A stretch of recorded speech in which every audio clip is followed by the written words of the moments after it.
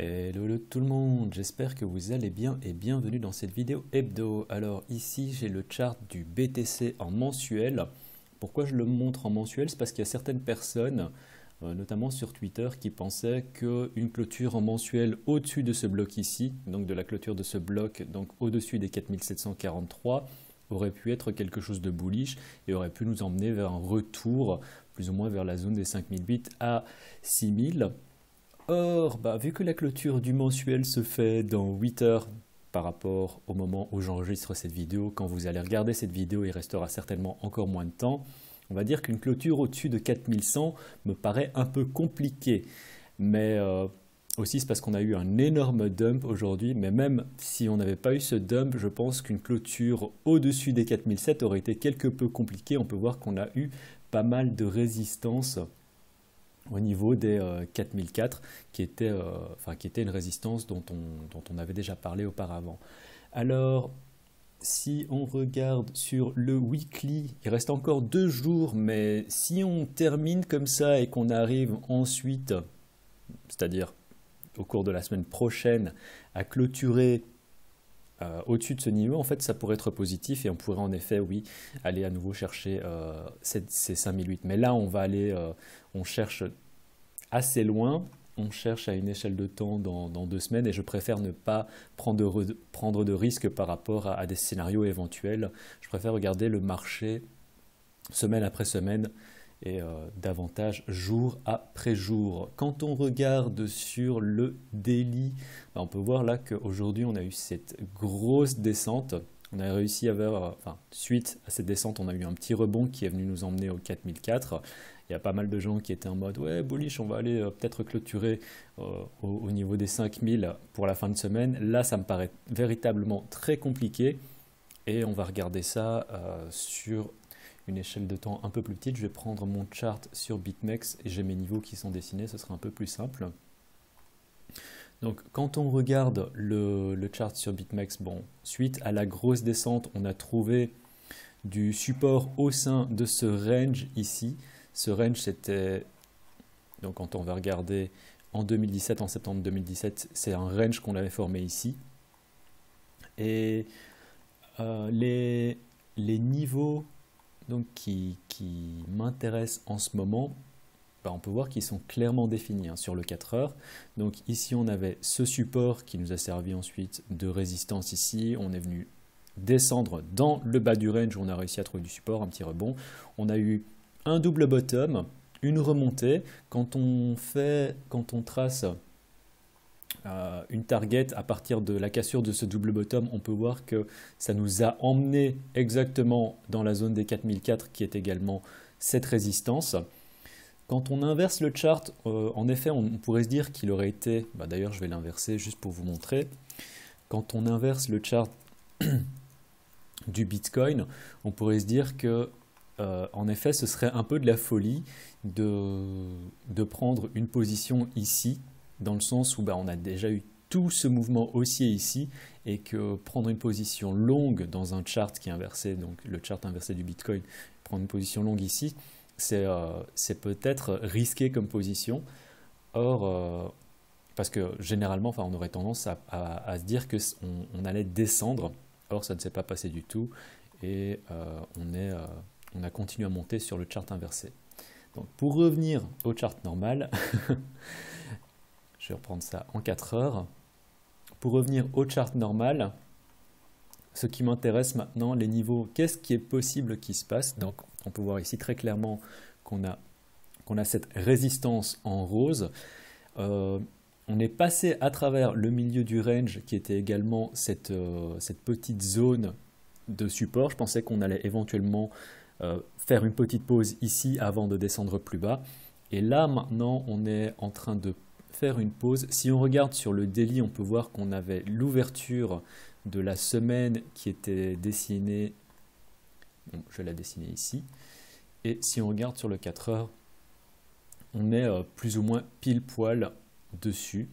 Donc à ce niveau-là, c'est assez intéressant. Et je vais vous montrer sur le 1 heure parce qu'on a plus de détails. Là, on a un peu de support, mais tant qu'on passe pas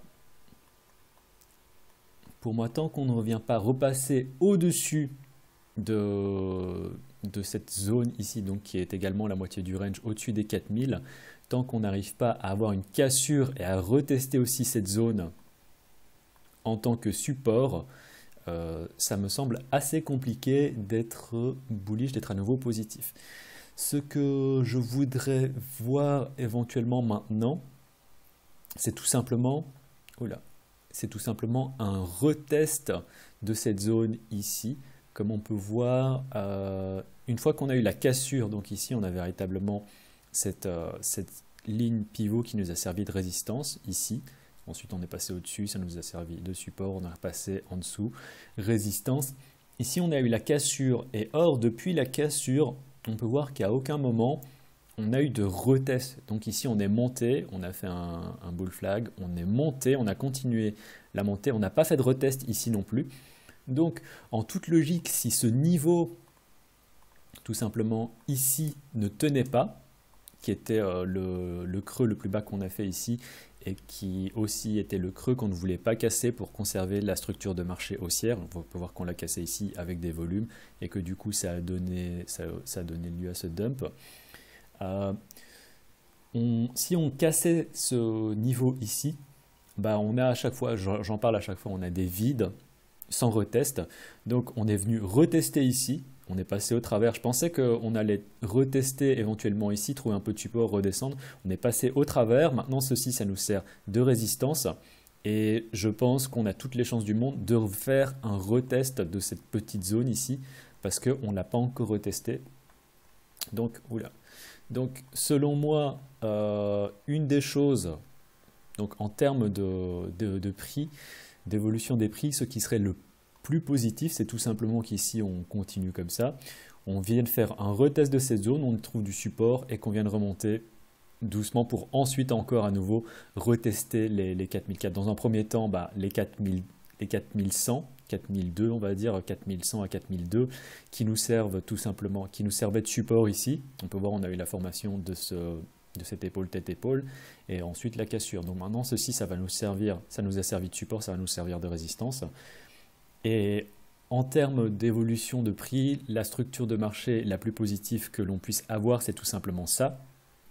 Parce que ça nous permettrait du coup, et on espérerait aussi, suite à ça, construire un... Bon, peut-être que ça ne se fera pas tout de suite, mais construire un sommet, qui soit plus haut que celui-ci, de sorte à ce que sur une échelle de temps en daily, on ait un creux, un sommet, un creux qui soit plus haut que celui-ci et un nouveau sommet. Ça, ce serait le cas le plus positif sur le Bitcoin. Ceci dit, ce que je vois aussi, ça c'est le cas bullish. Ceci dit, maintenant on est vu qu'on a cassé, on va dire, cette petite uptrend au sein de la plus grosse downtrend. Maintenant, il faut se rappeler qu'on reste toujours dans une downtrend. Donc, le cas qui n'est pas impossible non plus, et ça, ce serait quand même assez bearish, c'est tout simplement qu'on ait un retest de cette zone, qu'on n'arrive pas à passer au-dessus. Ça, c'est pour le cas où on n'arrive pas à passer au-dessus. Du coup, ceci, ça devient une zone pivot assez importante qu'il est important de noter. En effet, je vous ai dit, ce que je voudrais, c'est qu'on vienne retester donc les 3008 et qu'on vienne passer au-dessus ici des 4000. Si on n'arrive pas à passer les 4000, ceci, ça devient donc notre zone de flip par rapport au support résistance et on a toutes les chances de venir à nouveau retester ici. Beaucoup plus bas. Donc, je pense les 3006, voire à nouveau les 3005. De toute façon, c'est plus ou moins dans le même ordre, enfin dans la même zone de prix. Donc ça, il faut regarder. Ce qui n'est pas impossible non plus que l'on fasse, c'est... Alors, je vais réussir à effacer ça. Soit. Ce qui n'est pas impossible non plus qu'on fasse, c'est qu'on ait éventuellement une formation... J'ai du mal aujourd'hui. Une formation avec un drapeau décidément. Et que suite à ça, on dump. Parce qu'on peut voir que pour le moment, on a déjà la formation de ce pôle qui est formé. Alors là, je m'avance beaucoup parce qu'on n'a pas encore cette formation. Mais si ça se fait, on peut voir qu'en termes de target de prix, on vient encore chercher les 3006. Et là, c'est, on va dire, problématique dans le sens où 3005, Si on vient encore taper dedans, ici dans ce support, on pourrait éventuellement descendre plus bas et chercher... hmm, faudrait que je regarde mes différents niveaux. Je vais regarder ça ici. Je les avais dessinés, je me souviens. Alors si je viens descendre, bah, dans un premier temps, il y a les 3003 et en dessous de ça, il y a les 3000. Donc il s'agit véritablement de faire attention par rapport à ce qui pourrait se passer sur le Bitcoin. Il s'agit vraiment de regarder le pivot ici au niveau des 4000. Et de toute façon, je vous tiendrai au courant au cours de la semaine s'il y a une action particulière qui se passe. Et si jamais ça vous intéresse, n'oubliez pas de suivre vous pouvez également, il y aura le lien dans la description, nous rejoindre dans le groupe Discord. Il y a une partie gratuite où j'ai été assez actif, je pense, cette semaine, où j'ai donné à chaque fois des informations par rapport au target et au niveau que je regardais. Et je vous avais indiqué donc la structure de marché haussière. Et puis je vous ai indiqué aussi qu'ici on était sur un top. Alors j'ai pas eu de chance parce que je me suis fait sortir ici sur cette mèche, mais j'ai rouvert un short ici qui était celui-ci. J'en avais parlé dans la partie privée, à laquelle vous pouvez également avoir accès. Et si ça vous intéresse, n'hésitez pas à me contacter. C'est une partie payante par contre, qui est accessible à partir de 5 $. Donc si jamais ça vous intéresse, n'hésitez pas à me contacter. Et puis je vous ajouterai à ce groupe. En dehors de Bitcoin, regardons aussi Ethereum. Alors Ethereum, c'est assez clean les niveaux, c'est-à-dire que ici on peut voir très clairement cette zone de support-résistance, donc support cassé au travers, résistance, résistance, résistance, on passe au-dessus, ça nous sert de support. À un moment, je pensais véritablement, lorsque ça m'a fait douter, lorsque j'ai vu que Bitcoin était quand même assez bullish et je voyais cette formation sur Ethereum, je me suis dit, c'est pas impossible qu'ici on ait un drapeau qui se forme et que du coup, si on a une cassure, on vienne chercher les 136 $, ce qui correspond aussi avec cette résistance ici. Je me suis dit ce serait quand même assez incroyable. Donc moi j'étais short et je me suis dit c'est quand même difficile de rester short, donc j'ai limité, enfin j'ai pris des profits et j'ai limité au minimum. Avec une position plus petite sur mon short parce que je me suis dit si ça se passe, j'ai pas envie d'être dans le cas où je me retrouve avec une position short à 136. Bien sûr, il y a les stops, mais j'étais sur un stop aussi assez large vu que j'étais au-dessus de ce sommet ici. Et donc en ce moment sur Ethereum, à la base Ethereum, ce que j'aurais la solution logique, ça aurait été, bah là on peut voir que c'est compromis, ça aurait été un retest de cette zone comme support pour ensuite venir descendre plus bas. Or là on peut voir que sur ce qui se passe, bah on n'a même pas de retest, c'est-à-dire qu'on a véritablement directement, si on regarde sur une échelle de temps plus petite, sur un 15 minutes, je suis sûr qu'on pourrait voir ici un drapeau et que du coup on va venir créer une structure de marché encore qui va descendre plus bas. Waouh, ça donne quoi en termes de prix ici? 3009 sur le Bitcoin. Waouh, ok.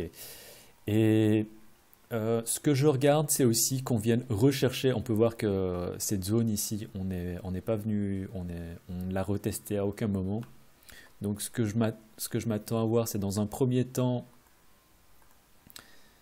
Donc on peut voir qu'on a déjà eu un retest ici d'ailleurs de ce bloc, c'est assez intéressant. Voir si on y trouve du support. Mais ultimatement, je ne sais pas si ça se dit pas du tout, c'est pas français, je suis désolé. Au final, je pense qu'on a de fortes chances de venir retaper dans ce bloc, tout simplement. Donc sur Ethereum. Et à partir de ce moment-là, il faudra espérer qu'on trouve du support et qu'on continue à remonter pour éventuellement, comme sur Bitcoin, créer une espèce de retournement de tendance et une nouvelle structure de marché qui soit haussière sur une échelle de temps un peu plus grande. Sur le daily, en fait, on peut voir, ici on a un creux, on a un sommet. Ce qu'il faudrait, c'est qu'on trouve... Enfin là, c'est déjà très très bas. Donc il faudrait que ce soit juste des mèches qui viennent retester, tout simplement, et que on arrive du coup à faire quelque chose comme ça pour remonter. Et dans tous les cas, il faudra regarder ce que fait le Bitcoin et voir si on trouve du support ici au 3008, qui correspond aussi sur le 1 heure, je pense, voilà, qui correspond à cette ancienne résistance. Donc il faut voir si on trouve du support sur cette ancienne, enfin sur ce support du coup. Et on verra, mais véritablement surveiller ça et je vous tiendrai au courant avec une vidéo si vraiment il y a du mouvement qui se passe. Mais là, les deux scénarios, c'est dans un premier temps, on trouve du support et on arrive à passer au-dessus du 4000, des 4000. Soit on trouve pas de support, soit on trouve du support, soit on trouve pas de support, c'est aussi une possibilité, hein, c'est qu'on vienne directement passer au travers et là ce serait véritablement pas positif. Mais dans tous les cas, regardez ce qui se passe autour de cette zone. Si on passe pas au-dessus, j'ouvrirai un short tout simplement et je viserai les 3006 dans un premier temps et pas impossiblement beaucoup plus bas, 3003 voire 3000. Et si on n'arrive pas à, si on arrive à repasser au-dessus, ça pourrait être éventuellement la possibilité de prendre une position longue. Sur un retest aussi, hein, comme toujours, pour essayer de viser dans ce cas-là quelque chose de ce genre-là. Mais je ne sais pas du tout si ça va se passer. Là, honnêtement, vu comment c'est en train de se passer, vu que sur Ethereum, on n'a même pas eu de retest et que généralement, les retests, quand on n'a pas de retest, on peut voir que BTC ici, on n'a pas eu de retest, on est monté de manière très très forte. Et là, c'est pas impossible qu'on redescende de manière tout aussi rapide. Donc, pour le moment, je suis pas positif, je vous avoue. Alors, on m'a demandé, enfin dans le groupe Discord, on m'avait demandé de parler vite fait de Ripple. Alors je vais parler du Ripple contre le BTC et ensuite contre l'USD. On m'a demandé aussi de parler d'ONT. Et puis je vais vous parler encore de ces deux cryptos. Et puis je vais vous parler encore de BAT et de Theta vite fait. Mais ce sera tout pour cette semaine. Et puis là, ça fait déjà assez longtemps que j'ai parlé. Alors, Ripple, pour le moment, si on regarde sur le daily, honnêtement, on a encore une structure de marché haussière qui est tout à fait respectée. Là, ici, on a fait un retest donc, de cette ancienne résistance qui maintenant nous fait office de support. Et contre le BTC, du coup, avec Bitcoin qui dump, on peut voir qu'on a un Ripple qui pump. C'est inversement corrélé. Donc, pourquoi pas? Je vous avoue que j'ai pris une position longue ici, donc je verrai bien aussi si ça me mène. J'ai déjà mis un stop au-dessus du break-even, donc si je me fais sortir, bah tant pis, ça ne me dérange pas. C'est simplement un trade que je prends parce que je me dis que ça peut être intéressant pour avoir des gains doubles, entre guillemets, d'un côté sur un short sur le BTC et une position longue sur le Ripple. Pour le moment, on tient très très bien ce support. Si on n'arrive pas à tenir ce support, on a ici encore une zone de liquidité et je ne pense pas qu'on vienne descendre en dessous maximum, je dirais en dessous de ça. Et si on vient descendre en dessous de cette mèche, ça risque de ne pas être positif sur Ripple. Mais en attendant, on a toujours une structure de marché haussière, donc moi je ne vois pas de souci. Donc Ripple contre le Bitcoin. Ensuite, Ripple contre l'USD. Ouais, alors là, je vous en avais parlé la semaine passée, hein. Je vous avais dit, ici, on a un support. Alors, est-ce que c'était la semaine passée? Je ne sais pas si on était passé à travers de supports. Je vous avais dit que le dernier support qu'on avait, c'était celui-ci, mais qu'on avait toutes les chances de venir taper dans cette zone de liquidité. Et on peut voir qu'on a eu une mèche qui est tapée dedans, mais on est réussi à remonter, mais avec le dump, on n'a pas réussi à repasser au-dessus. Donc là, c'est un peu moins positif.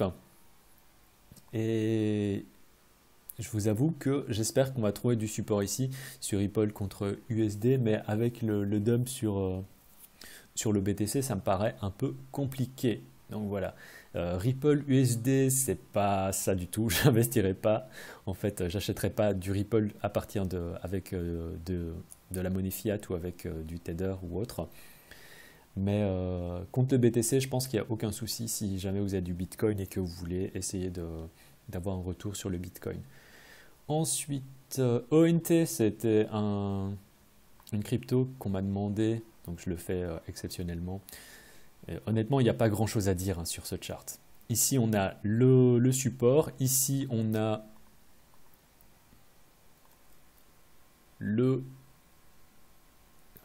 Ici, on a le lot ultime. Et en dessous de ça, on a cette mèche qui est... on va dire que cette mèche, c'est le lot ultime.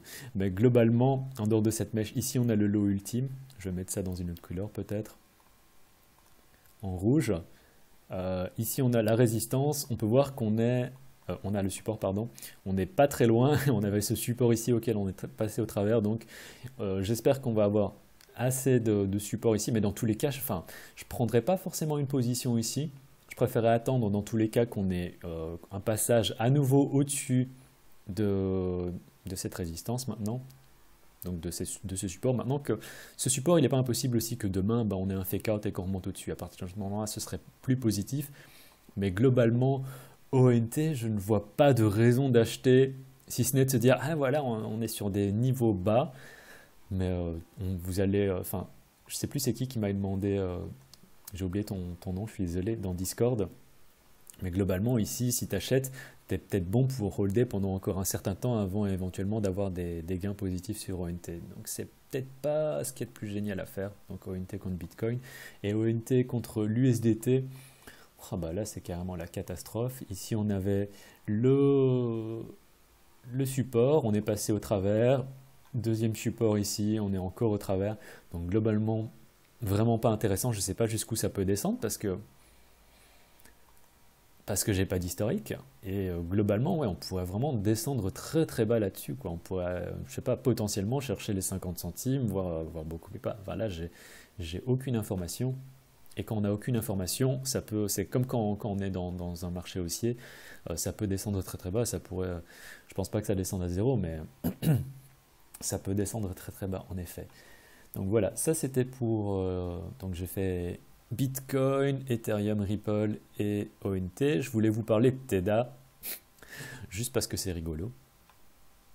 Ce qui s'est passé sur Theta en 1 heure. Alors pour rappel, ça c'est Theta depuis que ça a été listé sur Binance, donc grosse downtrend, puis range. Et aujourd'hui, sur 1 heure, on a fait un pump à 105, 200%, ça c'était sur la journée, mais sur 1 heure, on a fait un pump à 150, 160%.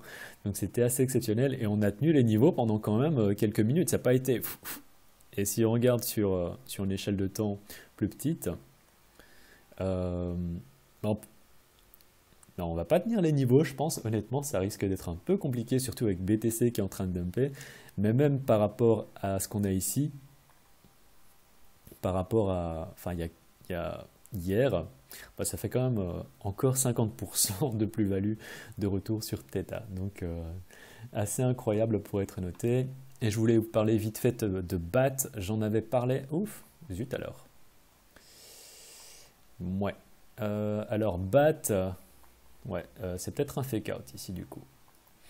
BAT, j'en ai parlé dans la partie privée du groupe Discord aux quelques membres qui font partie de la partie privée du groupe Discord. En effet, je leur avais dit, faites attention, tenez BAT du coin de l'œil parce que ici, donc on a le pivot, ici on a une résistance qu'on est venu taper quelques fois. Excusez-moi. Et si on continue à taper dedans, on a toutes les chances d'avoir un breakout. Alors ici on a un breakout, mais on a déjà une retrace, donc c'est possiblement un fake out ici.